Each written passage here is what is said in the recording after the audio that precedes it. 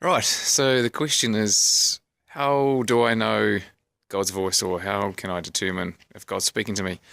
And I've chosen this foggy morning as a metaphor for that because if you're anything like me, I think that prayer is a bit like a foggy day. We're looking for clarity, and there's just this descending fog that makes things very hard to know with any real clarity at all.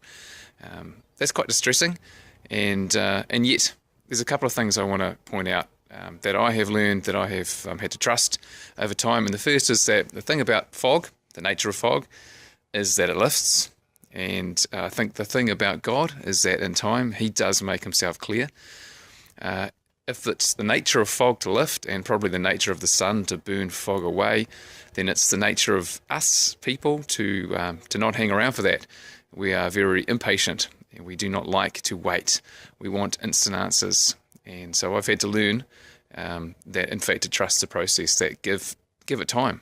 Just wait. God does speak. The fog does lift.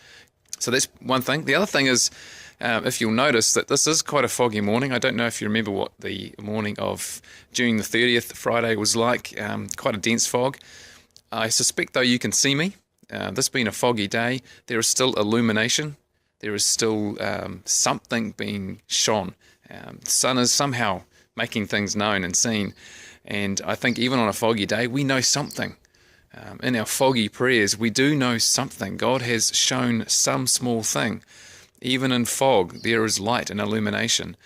And so while waiting for greater clarity, I think that for me, there has been an important lesson to learn about doing what I can with what I have and what I do know.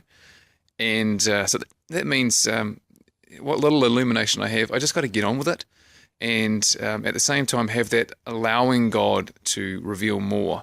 Doing a little with what the little I have is a good thing. I also think that I have had to learn that God is waiting to see if I will do the one step He's shown me in order to reveal the next. And He's kind of reluctant, I think, to give revelation to people who are not willing to do something with the revelation He has given. And if we're not going to be obedient, I don't think there's a lot of willingness on God's part to show us a whole lot more.